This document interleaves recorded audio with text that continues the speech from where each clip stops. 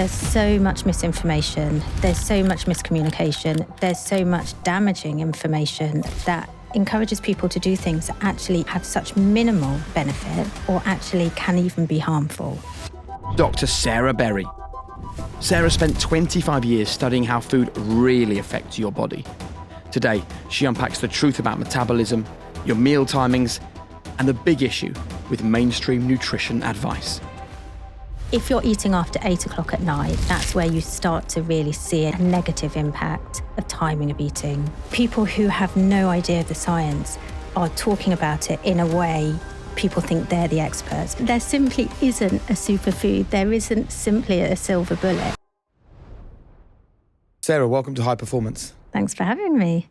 I'm very excited to have you on the show, as is Damien, because we feel that everywhere we look at the moment, we're getting conflicting information, we're getting sort of clickbait headlines, we're getting not very nuanced conversation about nutrition. And I would love, if possible, for us to start by talking about this. Do you feel that with more conversation than ever before about the way we eat, what we eat, and how our bodies process what we eat, that we're in a better place for that or not? I think we're absolutely in a worse place. I've been in nutrition science for the last 25 years, so looking at the relationship between what we eat and our health, running clinical trials, teaching in this area. And the change that I've seen in how we communicate about this is phenomenal. You know, with social media, for example, we all eat, so everyone has an opinion on food. But people who have no idea of the science are talking about it in a way such that people think they're the experts. And people don't want to listen to people like me. You know, I'm a scientist. I'm not trained in how to do exciting headlines and, you know, that captures everyone's interest. The story we have to tell is quite simple when it comes to food and health. And so we don't get the exposure that these people that put out these crazy headlines or, you know, things about some latest silver bullet that's going to make you live for 30 years, etc. So what would you like people to hear you say right at the very beginning of this conversation? So I would like people to listen to the experts. We have to have a platform, though, as experts, and we have to, as experts, be able to communicate, which is difficult, to communicate the nuance of science in a simple way. But I'd also love people to realise it doesn't have to be complicated eating. You know, thinking about just the basic principles of following a healthy diet, having minimally processed foods, having lots of plants, lots of fruits, lots of vegetables, lots of beans, lots of pulses, and just having everything in a bit of moderation with a bit of variety, then you're onto a really good start, rather than worrying about this like extra little % gain that you might get that actually ruins all the pleasure of food, because food is there to be enjoyed. And I always say to people, if your food is too healthy to be enjoyed, it's just not healthy at all. And so try and follow a diet that is pleasurable. And you can do that just by following some really basic principles. Break down your CV for us in a minute, right? And then I'd love you to tell us what the lived experience is like of someone with your knowledge, experience and background in the modern world. Frustration. So I studied physiology as an undergraduate, and then I went on to do a master's and PhD in nutritional sciences at King's College London. And then I started as an academic researcher at King's College London about 20 years ago. So I've been running clinical trials, and I'm also the chief scientist at Zoe and have been there since before it was Zoe, when it was just this amazing idea of, pushing the fast forward on nutrition research. Okay, so an incredible CV, loads of experience. And what is your lived experience now of sharing that knowledge in the public space? So my lived experience is that there's so much misinformation, there's so much miscommunication, there's so much damaging information as well. And there is so much information that is encouraging people to make big changes or difficult changes to their diet and lifestyle that I think moves away from the simplicity of how we can actually eat and encourages people to do things that actually either have such minimal benefit or actually can even be harmful. So can you give us some examples then, Sarah, of some of these silver bullets that are being fired that are damaging? So nearly every week there's some new fad diet or amazing food that's going to make you live, 20 years longer or look 20 years younger. If that was the case, I wouldn't be sitting here. I'd be on my luxury yacht somewhere in the Maldives, as much as this is nice to sit and chat to you. But there simply isn't a superfood. There isn't simply a silver bullet. And so that's the first thing. But then there's this misinformation. And so one that I often talk about is seed oils. So if you were to go now onto social media and put in seed oils, 95% of what will come up is these big things saying seed oils are toxic, seed oils are going to kill you. It's nonsense. There is no evidence around this. And yet people that I speak to, educated people, are like, oh, I don't touch seed oils. They're so bad for you. Have you heard, from this person or that person? These people aren't scientists. These people aren't nutritionists that are putting out this information. And they're misinterpreting the evidence that's out there. So what is the evidence that's been misinterpreted? Because I think if we can understand that, we can understand how we get to these weird places. So if we take seed oils as an example, our consumption of seed oils has increased 100-fold over the last 20, 30, 40 years. So we're eating a lot more seed oils, but that's because they're in these heavily processed foods. They're used in a lot of ultra-processed foods, so lots of pre-packaged foods. At the same time that our seed oil intake has increased, so has rates of cardiovascular disease, type 2 diabetes, people living with obesity, all of these kind of modern diseases from this kind of obesogenic environment that we live in. And so some people say, oh, well, look, if you draw a graph of all of these diseases on one axis and seed oil intake on the other axis, look, you've got this linear, increase that as your seed oil intake is increasing, so is your risk of all these other diseases. Well, look what else has changed over the last 50 years, how sedentary we are, how we're eating more of these ultra-processed foods, how there's all of these additives, emulsifiers, all of these other things. It's not down to the seed oils. And then there's also misinterpreting published evidence. So the seed oil haters, as I call them, and I will probably get hate mail after this, the seed oil haters will... Will you actually get criticism? Oh, yes, absolutely. And so I was doing an Instagram Live recently that had a wellness audience. And on Instagram Lives, you can see at the bottom comments. And I was talking about studies that I had run looking at the health effects of seed oils. So clinical trials that I have run. And I was saying what we had found. And all I could see popping up at the bottom is, I can't, this woman, meaning me, this woman hasn't got a clue what she's talking about. This is all wrong. Everything she's saying is wrong. And this is from wellness people that perhaps sitting on their sun lounger somewhere, just, banging out this. And I'm just presenting the evidence. But the kind of evidence that people are putting out there, for example, about seed oils, is misinterpreting the scientific literature. Yeah. So, for example, there's this Sydney Heart study that's often used as a way to justify why seed oils are bad. And I can explain a little bit about this study just to understand how it is a little bit nuanced and how easy it is to get it wrong. And so this is a study that took place in the 60s, and men who had had a heart attack were asked to reduce their saturated fat intake. So around that time, we became quite aware that saturated fat's bad for our health because it increases cholesterol. And they were told, can you reduce your saturated fat intake by changing that to seed oils? And in this case, it was mainly a safflower oil. So this is a particular seed oil, very similar to sunflower or rapeseed oil. And they were given this seed oil in the form of either cooking oil or in the form of a margarine. Now, those that went on to have this higher level of this seed oil went on to have worse health outcomes, more heart attacks. The problem is that when they were given the seed oil in the form of the margarine, they were giving the seed oil that had gone through a process called partial hydrogenation, which is a process that was used from the 60s up until the 90s that produces a harmful fat called trans fats that you might have heard of. Yeah. Trans fats aren't made anymore. But it was a process that was used by the food industry to change a liquid fat, like a seed oil, really cheaply into a hard fat. And so the majority of the fat that they were eating from the seed oil wasn't actually the seed oil itself, it was the modified seed oil. So they were eating loads of this terrible trans fat. And yet that's the kind of studies that are used to say, seed oils are bad, they're going to kill you. And yet if you'd have if someone had gone into the nuance of looking at the study design and looking at the methods of the paper, which is really boring when you're reading scientific literature, then they wouldn't have made the interpretation that's out there. So 2025 is well underway, and I bet a lot of you, like me, have already started to make plans on how this can be the very best year yet.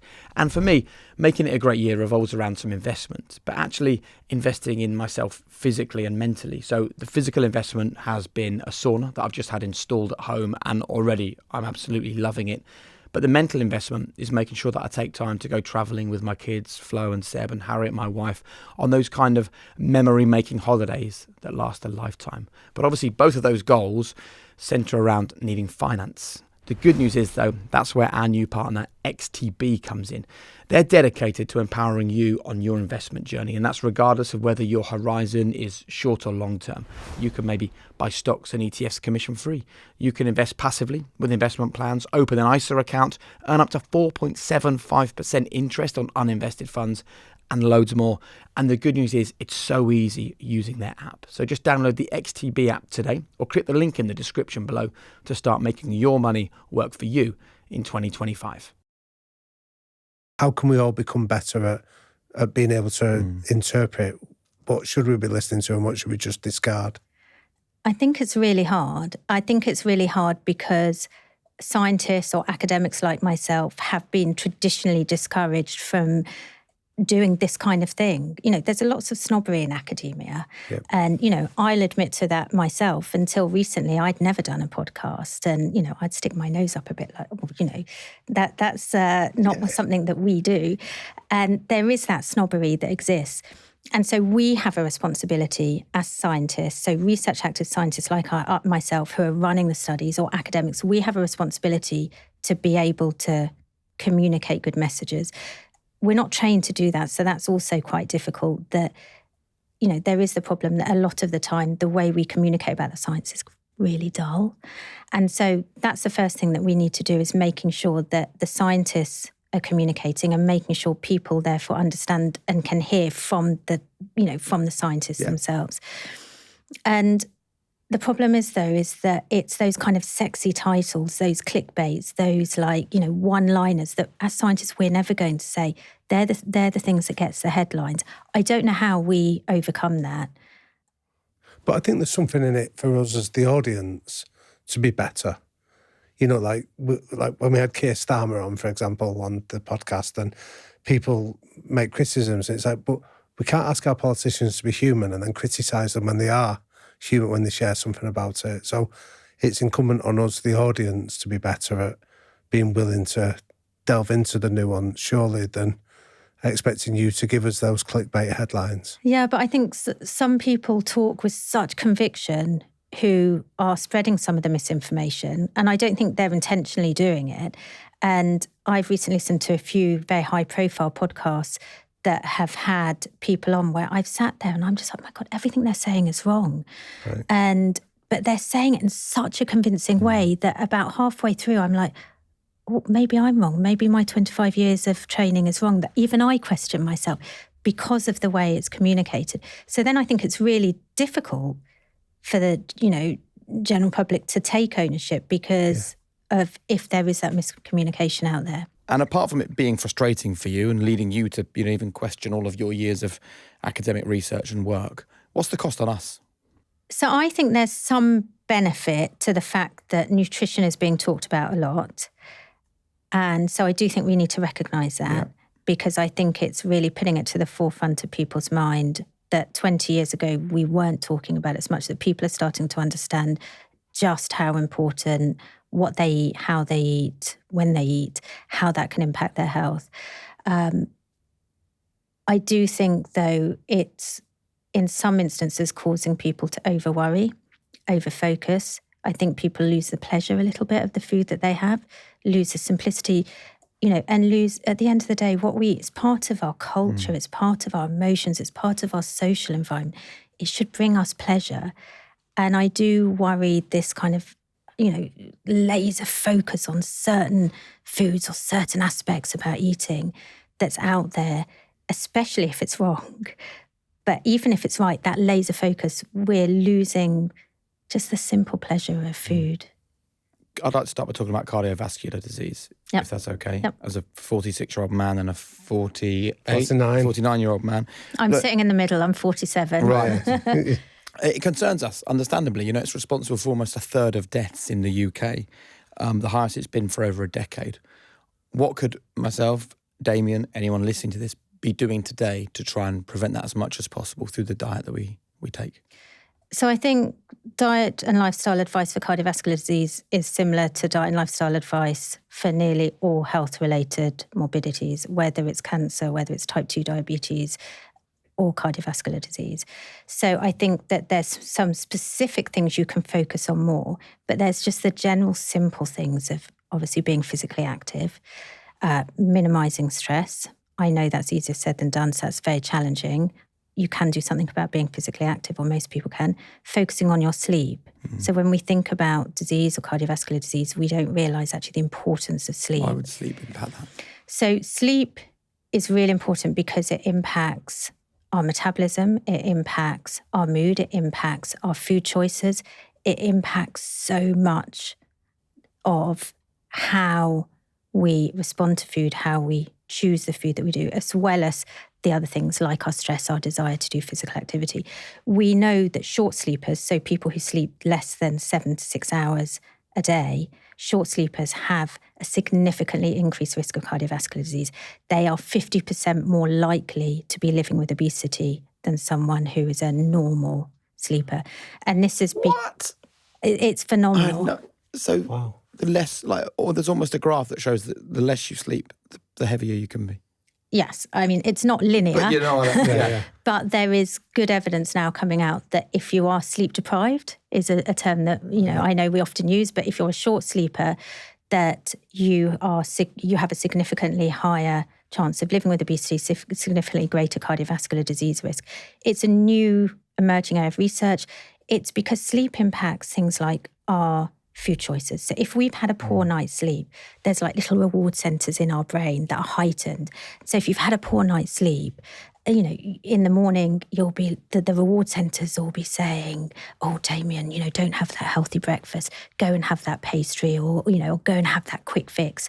You also change the next day. And we've seen this with our own Zoe Predict research, so big clinical trial that we've run, that if you have a poor night's sleep, compared to having a good night's sleep, the day that after you've had a poor night's sleep, the way you metabolize your food is different. So you have a big blood sugar peak followed by a dip. Even if you had exactly the same breakfast to when you had a good night's sleep, just by changing your sleep, if we control for everything else. Wow. And people don't think about this. And this is, a really interesting area of research, which is how we eat. What would you tell us then about metabolism? Because again, for those of us that are not well versed in this, that's a fascinating fact that your metabolism processes food in a very different way after sleep. Would you explain a little bit about that? So I don't fully understand the mechanisms of why it changes after a poor night's sleep. What we do know is if you've had a poor night's sleep, your different hormones, it change, like stress hormones, cortisol, these sorts of things, which we know all impact our metabolism. Right. All of the processes in our body are controlled by so many different factors. And so if you just set one thing out of kilter, like your sleep, it has knock-on effects on so many different areas, like how you metabolize food, for example. Wow. So what can we do in that instance? We know we've had a bad night's sleep. We have to kind of just be aware, I guess, that our body is going to try and force us down a road we shouldn't go down? I think it's about being mindful. Exactly. So I think it's about, you've had a bad night's sleep and being mindful that, do you know what? My reward centers are going to really push me towards unhealthy foods. And when I eat those unhealthy foods, I'm going to go on this roller coaster of glucose peaks and dips that then we know if you have a glucose dip, for example, 2 to 4 hours after a high carb meal, we know that you're more likely to feel hungry 30 minutes sooner than if you didn't have a dip. We know that you, on average, if you have a glucose dip after a carbohydrate meal, people that do have the dip eat 300 more calories over that day compared to a day where they don't have a dip. And so it's kind of being really aware of, yes, I'm going to be driven to worse food choices, but also I'm going to respond badly to those food choices that if my response is in the morning is going to set me on that roller coaster through the day. So I think if you know that, I think you'd be galvanized a bit more, not all the time, but to make a good choice, better choice.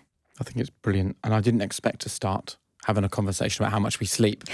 But do you know what, though? It's an interesting place to begin because it's a good reminder for people that there are all of these things impacting not just what we eat, but how our body does things with what we eat that we don't even think about, I don't think, do we? Yeah, and I think for me, this is such an exciting area of research. So I often talk about how we eat instead of what we eat.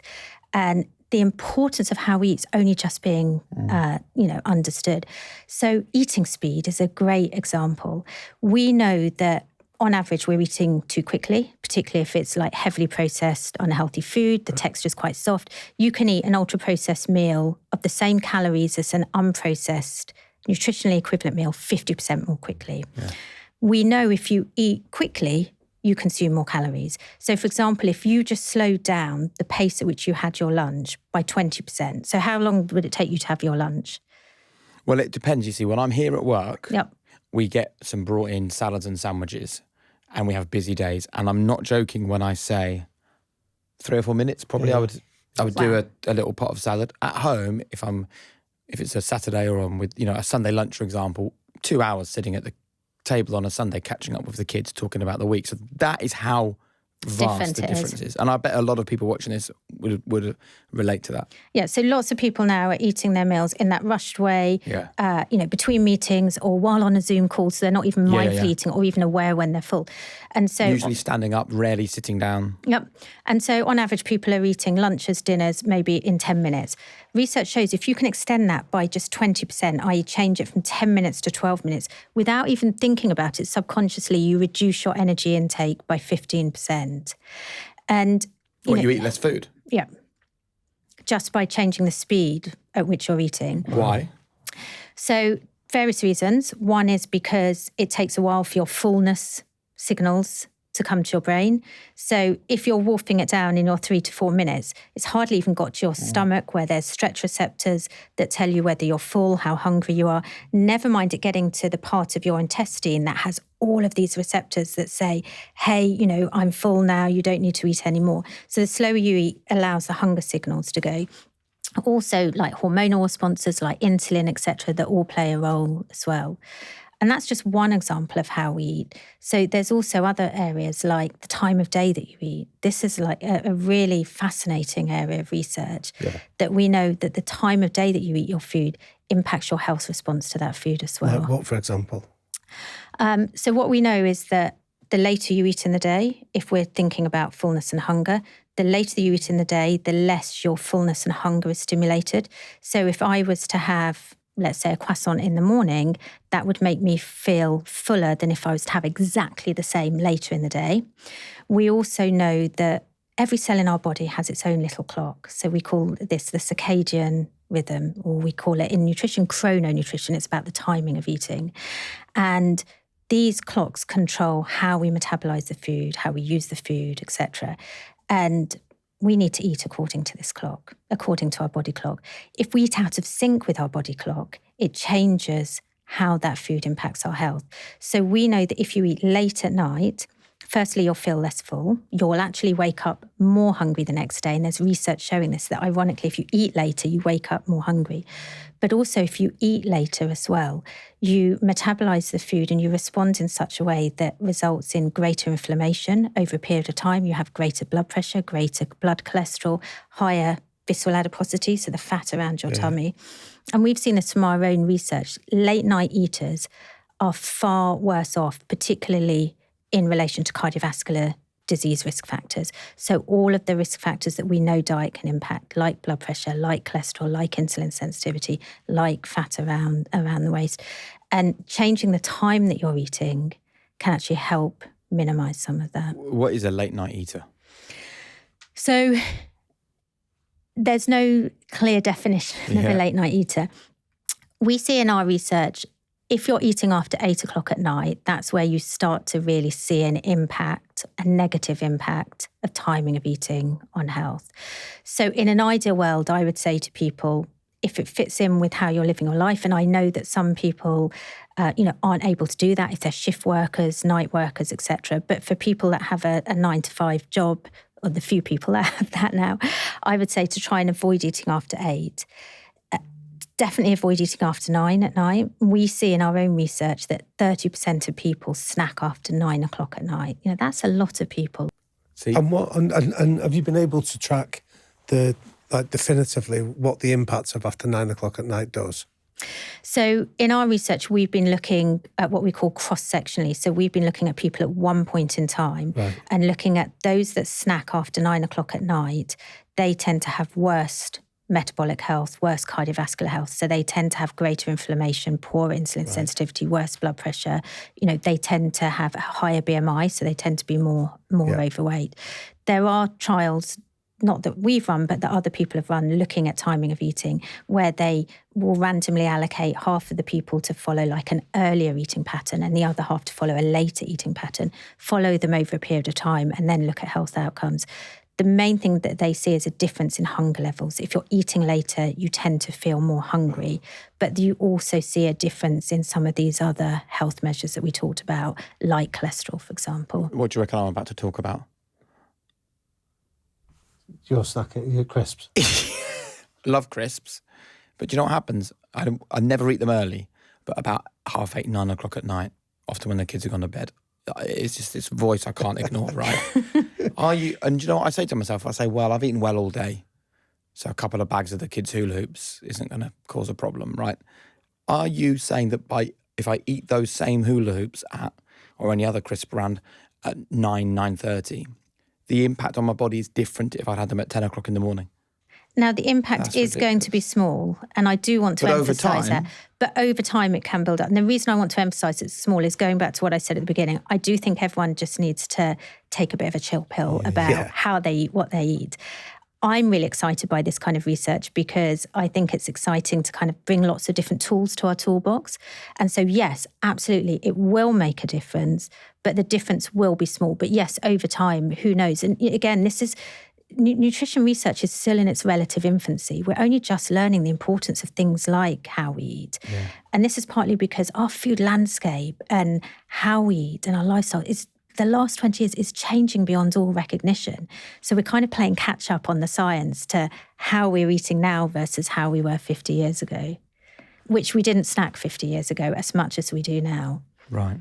Snacking now accounts for 25% of our energy intake. So a quarter of our calories in the UK on average comes from snacks.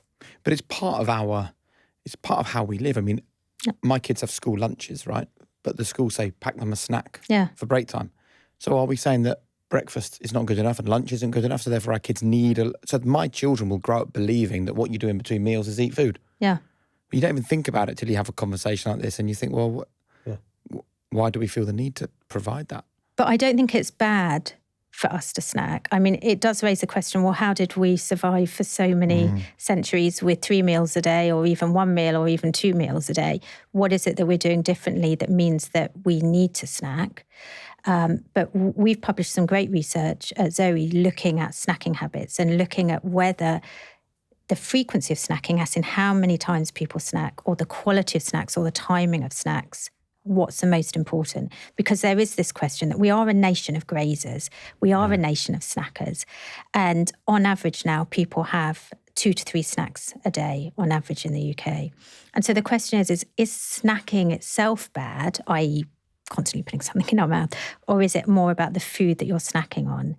And what our research shows is the act of snacking, i.e. grazing, having multiple eating events, the evidence shows that as long as it's on healthy snacks, that's not bad.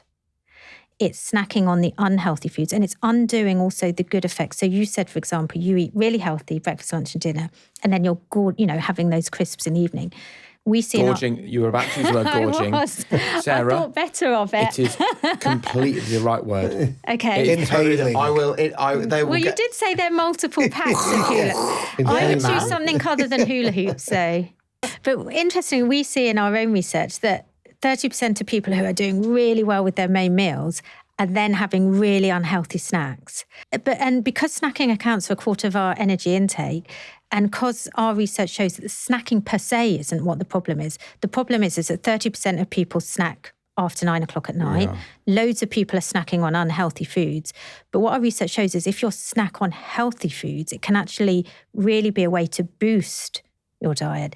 It's a really simple single strategy to improve the healthfulness. And we've run a clinical trial about 10 years ago at King's where we asked people to switch from typical UK snacks, or have nuts as their snacks. And what a typical UK snack is?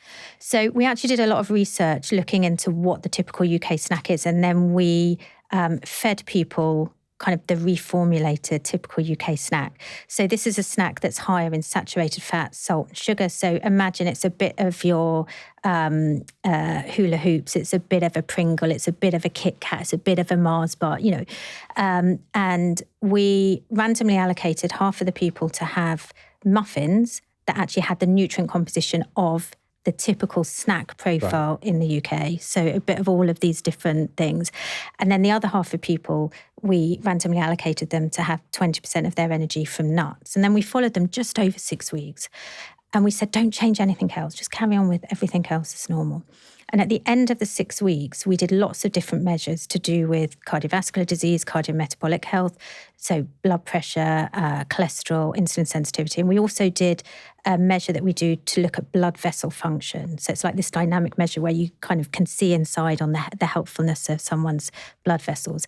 And the improvement that we saw in the people having the nuts versus those having the typical UK snacks in their blood vessel function equated to a 30% reduction in cardiovascular disease risk. That's just from changing snacks just over 6 weeks. So whilst we might demonize snacks saying, oh, you shouldn't snack, actually it's a single simple dietary strategy that we can use to improve our health. For people that have listened to that and think, I'm like Jake, I'm a snacker, I eat unhealthy snacks, but let's say they have a nut allergy. What can you tell us in terms of what should we be looking for snacks? Yep. What should we be snacking on? So I think the first thing I'd say to someone if they're a snacker, that as long as you're snacking on healthy foods, and I always say within reason, it's very boring, but within reason, it's okay to continue snacking if it's unhealthy foods. Try and avoid snacking after 8 or 9 at night. And the go-to snack, I think, is nuts. But if you have a nut allergy, seeds are great. But also having snacks that you might not typically think about as snacks. So you could have leftovers from the meal the night before. Yeah. You can have things like eggs. You could have cheese with some healthy whole grain crackers, etc.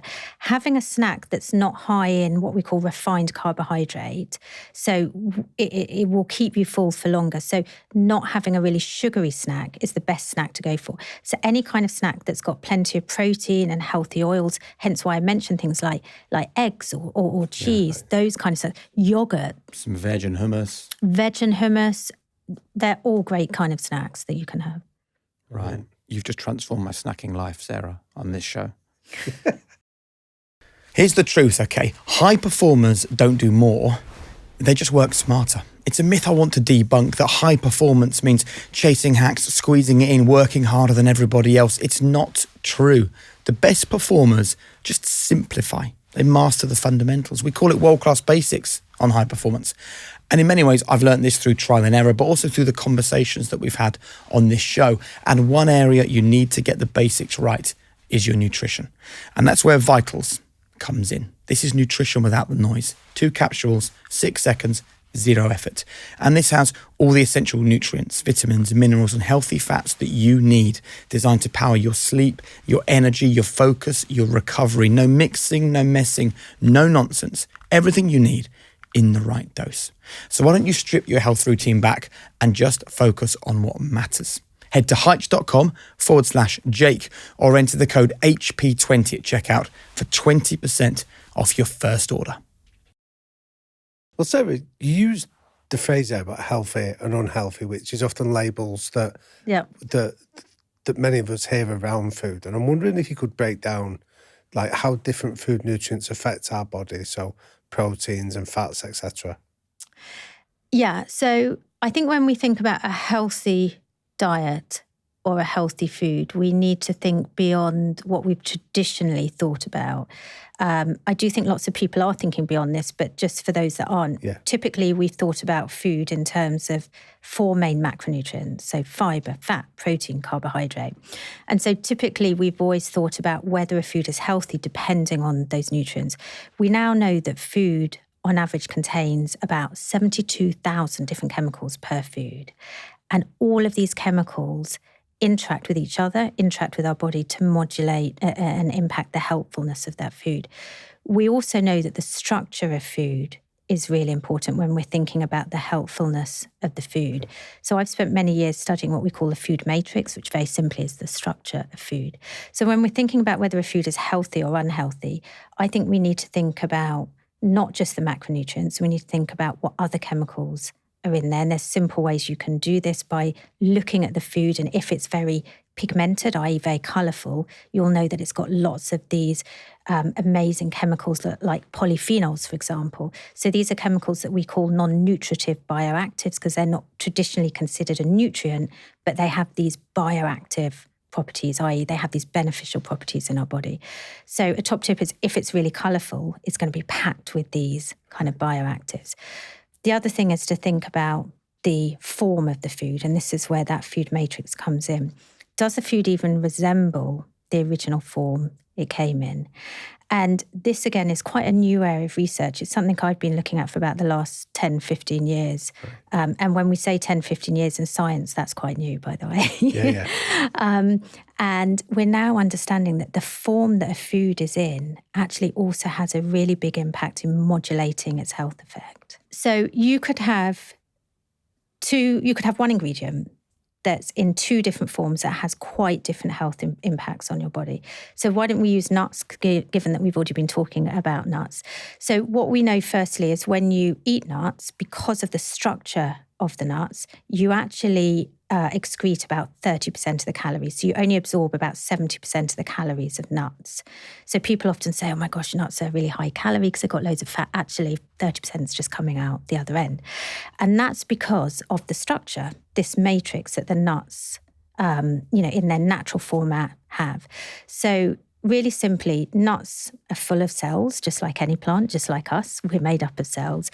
And it's the cells that contain the nutrients in any food. And the cells are, covering them is a very rigid cell wall structure. And within that cell wall is where you have all of the fat, all of the nutrients, etc.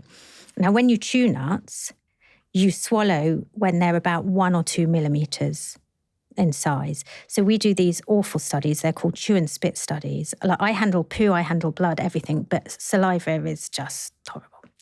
And we get people, you can try this at home. Wow. So you can chew almonds, and then at the point at which, and the same applies for lots of plant foods, the point at which you're about to swallow, you can spit them out, and you'll see there's giant chunks. They're about 1 to 2 millimeters at the point at which you're about to swallow. You can also see them in your poo. So you might not want to look at your own poo, but if ever you've given your kids nuts, and as parents, we often look at our kids' poo, don't we? And you'll see particles of nuts coming out. So we're swallowing these big particles. Now, cells in plants, on average, are tiny. They're smaller than a grain of sand. So the cells that are encapsulating this fat, a lot of it isn't exposed. A lot of it's not broken up. And so it's coming into our gastrointestinal tract. Sometimes the enzymes can break down these cell walls a little bit and release some of the energy. But actually, a lot of the time, it's just coming out. And that's because of the structure. Now, if you then go and grind that nut really finely. And I don't mean kind of grinding it at home. I mean the kind of grinding that would need an industrial kind of processor to do. And you're breaking all of the cell walls, so all of the fat, so to say, is bursting out. Then you absorb 100% of it. So you could have these two foods that have identical back-of-pack labelling, because it's the same ingredient. Of course. One's ground, one's whole. But they're impacting our energy level. They're also impacting how we metabolize it. They're impacting things like the inflammatory levels after, etc. And we see the same with carbohydrate-rich foods. So we've done studies with oats, for example, where we feed some people whole large oats. So, like the old-fashioned kind of steel-cut oats that our grandma would have got, or you can still get in the supermarket. Or we go and grind them. And so we'll just grind them in our lab or the clinic. And then one day we will give to our participants the large oats, and we'll measure things like their post-meal glucose responses, their hormone responses, their fullness responses, their inflammatory responses. The next day we give them the ground oats. So same back-of-pack labelling, same ingredients, entirely different metabolic responses. So just because you ground them, what that means is you digest them a lot more quickly, so you metabolize them a lot more quickly, you feel less full. So within 30 minutes, you're starving. The large ones, They empty from your stomach more slowly, you metabolize them more slowly, you absorb the blood glucose more slowly, you feel full for longer. And so we're now realizing when we think about the helpfulness of the food, it's the nutrients, but it's also the structure. And this is one of the reasons that ultra-processed foods are bad for us. It's not just all about it's got this additive or this emulsifier or it's high in sugar. It's because ultra-processed foods, they don't look like the original food that they came from. They tend to be soft. They tend to be all mushed up. It's so hard though, isn't it? Because Florence, that's my eldest daughter, she's 11. We were in the supermarket the other day and she was badgering me to get those packets of like a cracker and cheese and ham. Yep. All in the plastic. Oh, my kids love those, yeah. And I was sort of trying to explain to her that cheese is actually a bit different to like some real nice vintage cheddar. That ham actually is really different to a bit of ham cut off the bone. Those crackers actually are quite different to, something that you might make in your own kitchen. And that's the challenge, isn't it? Because it's easy to go, well, that's cheese, ham and a cracker. That seems healthy. Yeah. It's trying to explain to people the tricks that are being played on all of us by the food industry to not let us, the use of the word protein now on every single food product that you ever see on the shelves immediately makes you go, oh, that must be healthy for us. So I think it's important just to talk, before we move on to inflammation, which you mentioned, which is an important topic for us to discuss, the kind of tricks we need to look out for, I guess. So you'll find most nutrition scientists won't use the term ultra-processed because food is a bit more nuanced than classifying it into a category.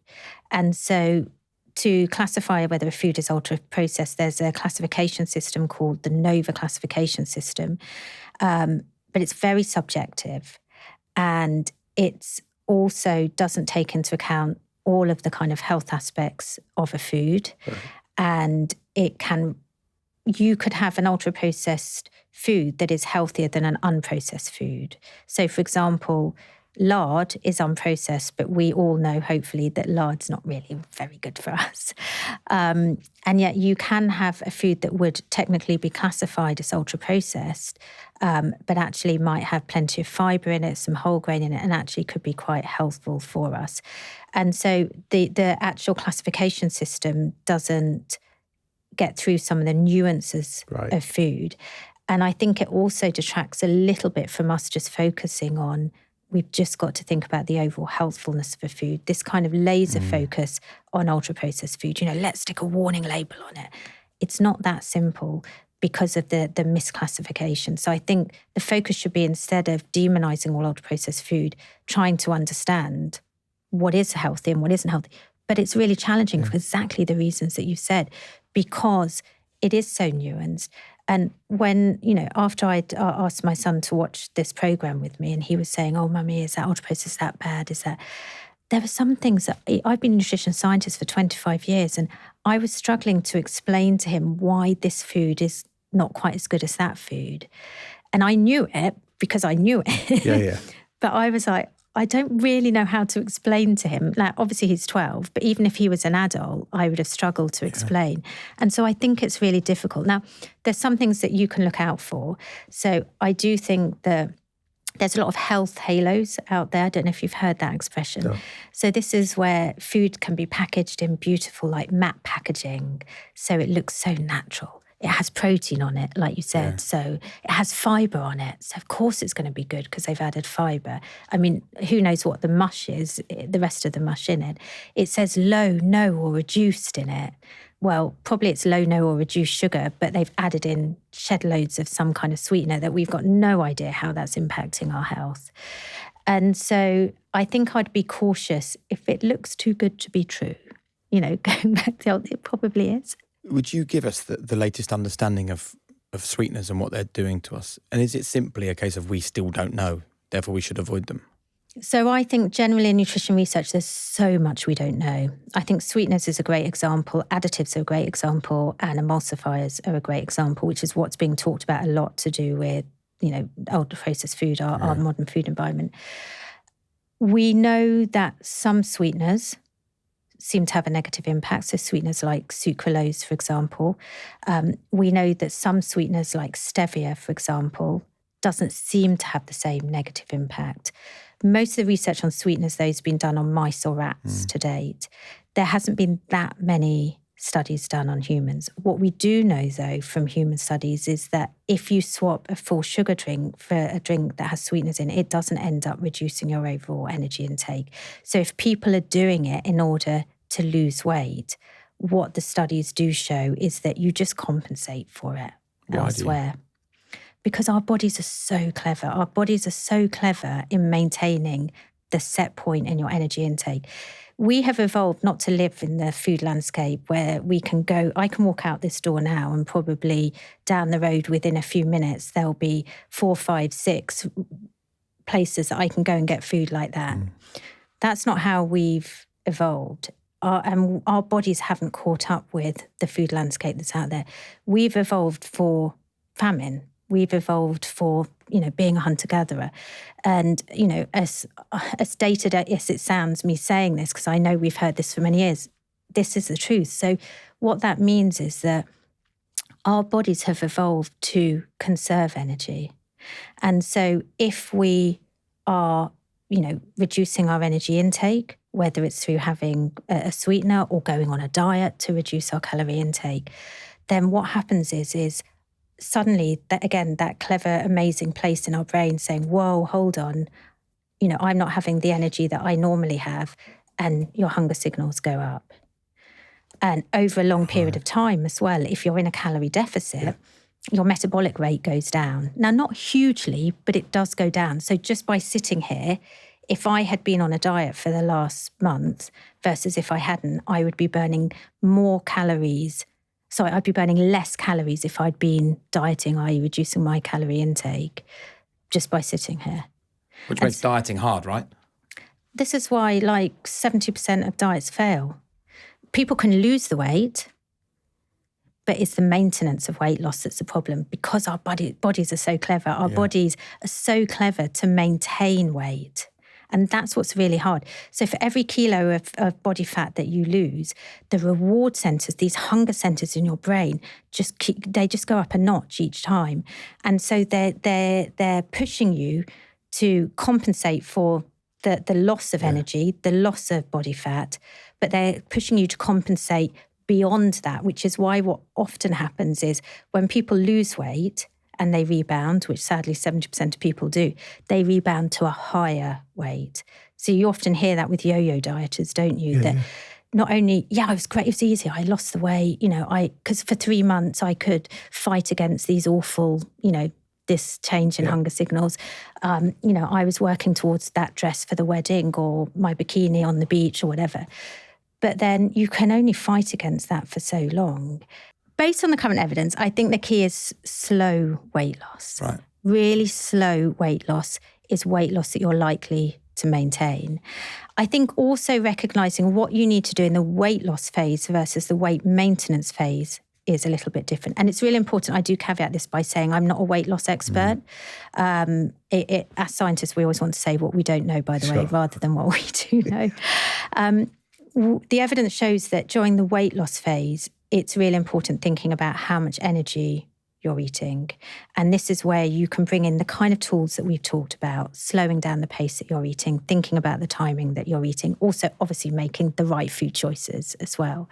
During the weight maintenance phase, this is where the evidence shows actually physical activity becomes quite important as well. And that as well as being mindful of what you're eating, the physical activity starts to play quite an important role in maintaining that. During the weight loss phase, physical activity seems to be less important. Why? I'm not sure. We get bombarded with a whole heap of different bits of information, and seeing we've got you here as the expert, we'd like you to just help us uncouple what's true from what's not true. The first one then is around intermittent fasting. So we've got some titles from... The title here is Intermittent Fasting, Handle the Health Problems the Natural Way. When we talk about intermittent fasting, there's a couple of different things that we can talk about. There's the intermittent fasting where you might have 5 days on, 2 days off sort of style. And that's inconsistent eating. So you might have a couple of days where you're on a really low calorie diet and then a few days when you're on a high calorie diet. I think the evidence for that is less convincing, but that's because we're also starting to understand, going back to the how we eat, that consistency in eating patterns is quite important. And there's some fascinating research that's only just coming out now showing that if you switch from your normal pattern, that can impact our desire to eat, our hunger, how much we eat, for example. So if, like me, you're a grazer, so I eat lots of times throughout the day, and I was to suddenly switch to only having 3 meals, that could negatively impact me. Like over a period of time, I would adjust. If, for example, like my husband, you were someone that just had your 3 main meals, but then he was to eat the way that I eat, then that would negatively impact his health. So the type of intermittent fasting that encourages that, swapping day to day. And wasn't it Sadiq Khan, for example, that there was someone recently that said, he only eats however many calories a few days a week or something. Right. But that kind of intermittent fasting, I think, yes, it reduces your calorie intake, but I think that the evidence shows it's not really beneficial overall for your health because of that inconsistency. The other type of intermittent fasting that I think is a lot more common now is what we call time-restricted eating, which is where you're eating within a certain, what we call eating window, so a certain period of time. The evidence for that shows that, yes, there's some benefit. It's not huge and it's variable between different people. But what's quite good is you start to see the benefit quite soon. So at Zoe, we ran this study called the Big If study, the Big Intermittent Fasting Study, and we had 150,000 people sign up to this. And what we asked them to do is we said, okay, can you just reduce your eating window down to 10 hours so that you're eating within a 10-hour period? So if you have your breakfast at 10 in the morning, you have your last meal at 8.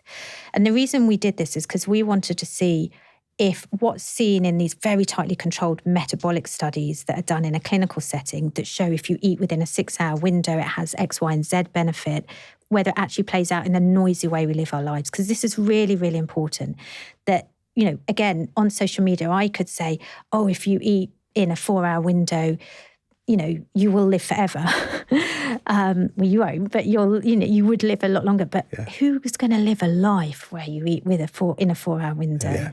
Well, I certainly would never want to. So we know from those tightly controlled clinical studies that if you eat within a shorter window, you reduce your inflammation. You, without even thinking about it, reduce your energy intake by about 300 calories per day without thinking about it. You can reduce other health outcomes as well as inflammation, like you can improve insulin sensitivity, etc. But I think the most important question is, how does it play out in the noisy way we live our lives? Because most people are not going to sustain that. And these things have to be sustainable. So with our big intermittent fasting study, what we ask people to do is eat in a 10-hour window, tell us how easy it is, tell us how you feel, tell us what your body weight is. After just 2 weeks, people were losing weight. We told them, carry on doing everything else that you normally do. They just reduced their eating window on average by about 2.5 hours. So most people were having an eating window of about 12 to 13 hours. Right. So would be having their breakfast at 8, maybe their last meal at 9. Just reducing it down to 10 hours had benefits in terms of their body weight, their energy intake, their mood, their energy, their hunger. They felt less hungry, they had better mood, they had better energy. And then, like I've said, the tightly controlled clinical trials also show it has these other health metabolic effects, like on blood pressure, inflammation. It is highly variable though. So it does work for some people better than it works for other people. For some people, it's not going to be something they want to do. I couldn't do it, but that's because I want to eat all the time. But some people find it easy. And what we also saw was, going to your point, that you do what we would call late time-restricted eating. We also saw that people who practiced early time-restricted eating, i.e. finishing a bit earlier in the day, their meals. So let's say they're doing their 10 hours from 8 till 6, rather than, let's say, 11 till 9. We find that those that are doing it earlier have greater benefits. And that goes back to what I was talking about earlier about our body clock, about our circadian rhythm, how we're better off eating our foods earlier in the day. But the people practicing it later in the day, so Jake, like you're practicing later in the day, still did better than not doing it at all. Right, okay. So it's like still going to be some benefit, but doing it earlier is even better. Or eating in a time window is great, time-restricted eating. But the earlier you can be eating and the earlier you can stop, the better. And you don't have to do extremes. Again, it goes back to that thing that we were talking about earlier. I just think, who really wants to live a life where you're having, you go out for dinner with your friends and you're like, oh, sorry, I can only have tap water. And maybe if a treat, I might have a slice of lemon in it. That's not living. Okay, the next one. Don't worry about what you eat. Just take Ozempic. It's the golden bullet. Ooh. So you can take Ozempic and you can lose lots of weight and you can have lots of added benefits. So the evidence coming out for added benefits of Ozempic, improving blood pressure, including insulin sensitivity, improving your blood cholesterol, reducing inflammation, reducing your risk of other diseases. There's great evidence emerging around that. It's new evidence. We need to do more trials in it. There's lots of side effects to Ozempic. But you can't, they often say you can't outrun a bad diet. It's the same with Ozempic. Just because you're losing weight, you still have to have a healthy diet. It's so important. You have to have fiber in your diet. You have to have certain nutrients. You have to have certain oils. You have to have some of these phytonutrients and polyphenols. And so it doesn't mean that you can go and eat your crisps all evening just because you've had Ozempic. Yeah. And I think this is something that's really important. I think for some people, Ozempic has a great role to play. Losing weight is so hard because of some of the mechanisms we talked about, because of the built environment around us, because of there's so many unseen barriers to do with weight loss. And for people that are living with obesity and morbid obesity, I think it's great in those instances to help, but you still have to have a healthy diet. So you can take Ozempic and be thin, or you can be thin generally, but you still need to be thinking about what's in your body. So you can kind of be an unhealthy thin, if that makes sense. Oh, absolutely. Yes, absolutely. And so food doesn't just impact our weight. It's not only weight that causes us to be healthy or unhealthy. So you could be as slim as anything, but if you're eating the wrong foods, you're still increasing your cholesterol, you're still increasing your blood pressure, you're still increasing your inflammation. You can be increasing your risk of cancers, of cardiovascular disease, of type 2 diabetes. It's not just about weight. Yeah. And that's really important because I think that there's this myth out there that, oh, if you're skinny, you can eat what you want. I'm naturally slim, but I'm really mindful that actually, I still have to be really careful about making sure I have a moderately healthy diet. Yep. Before we move on to our quickfire questions to wrap things up, we'd like you just to talk a little bit about the importance of fibre and the importance of our gut health. I know that it gets discussed a lot. It's something that at Zoe you're all very passionate about. We don't want to sort of understate, if you like, the importance of looking after our gut health and what it does for our overall well-being. Yeah, so gut health is another quite new emerging area of research, again, over the last 10 years. And I think it's something we're going to see more and more about. So when I talk about gut health, I'm talking about the microbiome. So this is the colony of thousands and millions and trillions of different bacteria that live in our gut. And we're now starting to understand that the microbiome has a really central role in our health. It has a central role in how we metabolize some food, how we respond to some food. It has a central role in, our risk of many diseases, etc. And we now know that we need to be making sure that we feed our microbiome, that we allow our microbiome to grow into the beautiful garden that it can be. And this is where fibre becomes so important, because fibre is one of the main nutrients that can help our microbiome grow into a healthy microbiome composition. Right, some quick fire questions. You get home after a busy day, the kids are keeping you busy, everything else is going on. What do you want on your plate to know that you're having a good end to the day that we could maybe replicate in our own lives? Something easy. Yeah. Being a full-time working parent, something pleasurable and something balanced. So it's not so much about the individual food. I want to make sure there's healthy oils there. Which are? So extra virgin olive oil or fat-rich foods like avocados, those sorts of things. I want to make sure there's a diversity. So we know that all different plant foods has different kind of chemicals, and making sure you have a diversity. So having a colourful plate is a really great start. I do like meat.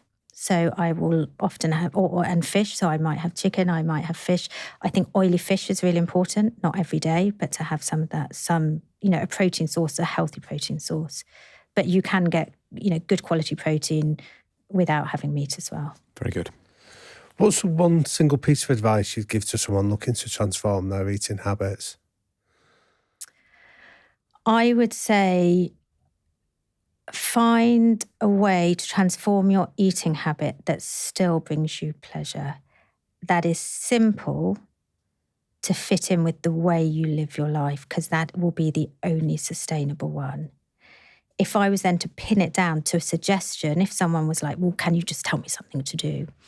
I would say either change your breakfast or change your snacks, given that they are generally under our own control.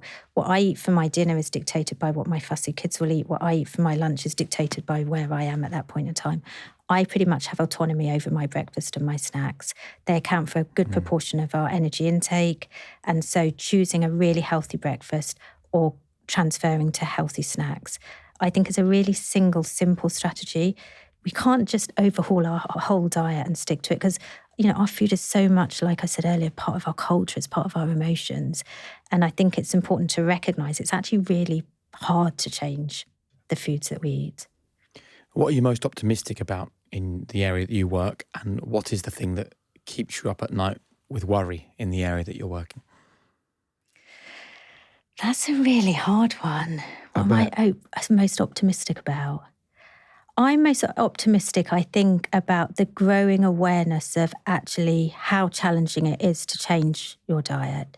That I think there has been a bit too much emphasis on, just do this and just do this. And I think we're becoming more aware as a community, a research community, or a community of people giving advice, that actually it's really difficult.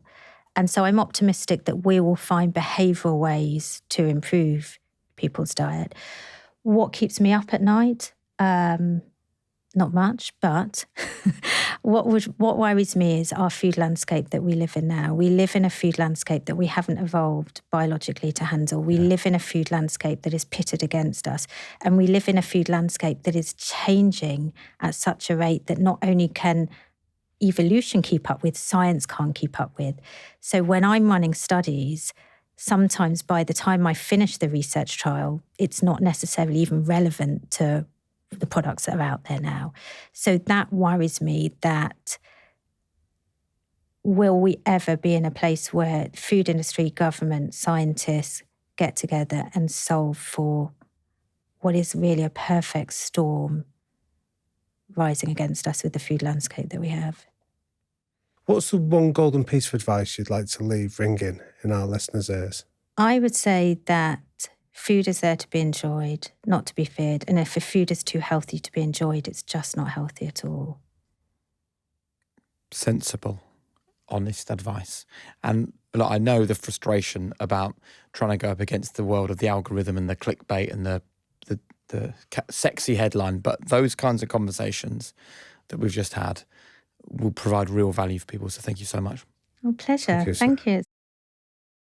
You know, right, that I love hosting high performance, but something else that I really love is taking the lessons and learnings from these conversations onto a live stage setting. And whether I'm standing in a small room in front of 10 people or myself and Damien are on a stage in front of 5,000 people, we just love to take lessons from the likes of Gordon Ramsay, Fernando Alonso, Dame Stephanie Shirley, Usain Bolt, out into the world, sharing them with people like you. And we've been to South Africa, we've been across Europe, we've been to Dubai, we've been to the United States.